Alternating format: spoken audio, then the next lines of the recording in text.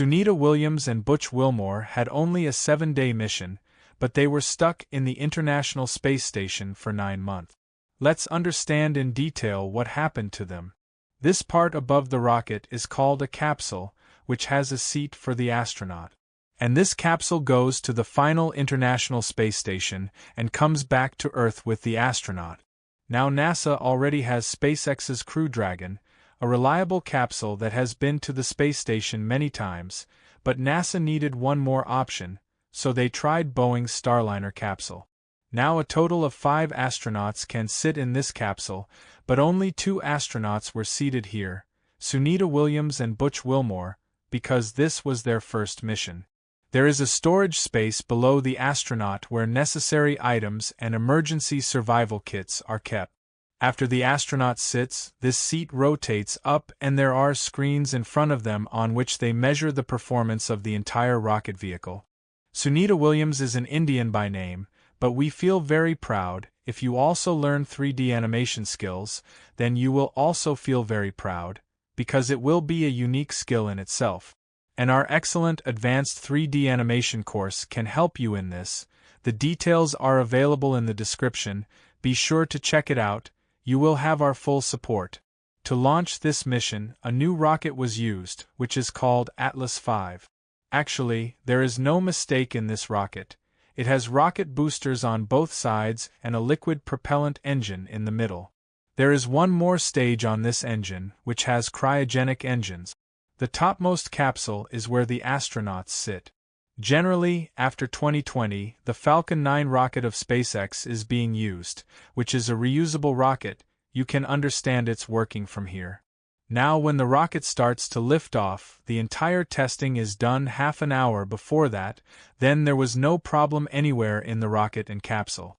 When the rocket lifts off, heavy thrust is required in the starting, so solid rocket boosters also work and a liquid propellant engine also works. Solid rocket boosters are just like our Diwali rockets. As long as there is fuel in them, they will keep applying force, but they have a lot of power. After 3 to 4 minutes of starting, they separate, then the liquid propellant engine moves the rocket forward. After a while, the fuel of the liquid propellant engine also runs out and it also separates and comes back to Earth and falls somewhere. Now the cryogenic engine starts. These engines have a lot of power and they work very well at high altitudes, and the most important thing is that they can be shut down.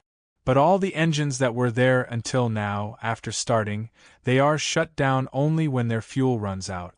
Now the cryogenic engine sets the capsule in the lower orbit of the Earth, and to connect it to the International Space Station, it brings it into a perfect orbit and leaves the capsule and separates. Now there was no problem in any rocket engine until now.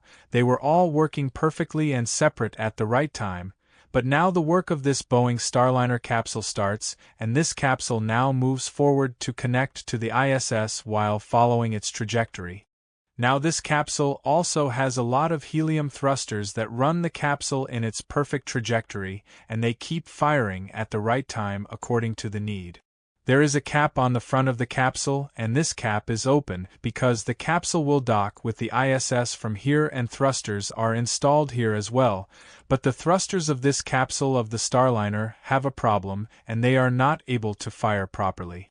Basically, these thrusters have 2 tanks. One tank is filled with helium gas with pressure, and whenever the thruster has to be fired, the helium gas comes out of the valve and enters the hydrogen fuel tank.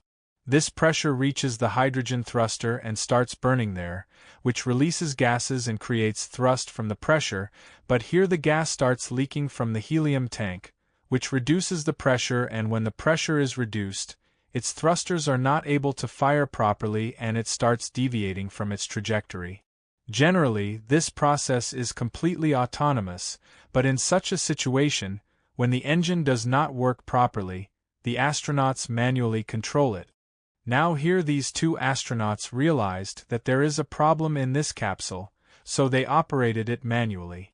Now it took them 24 hours to dock the capsule from the ISS, but they did it successfully.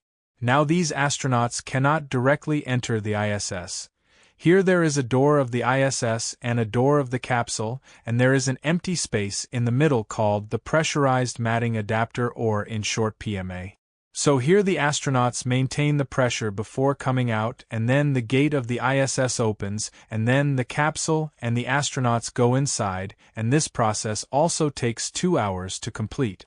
And the astronauts who have to go back, they come and sit in this capsule. Now these 2 astronauts had to stay here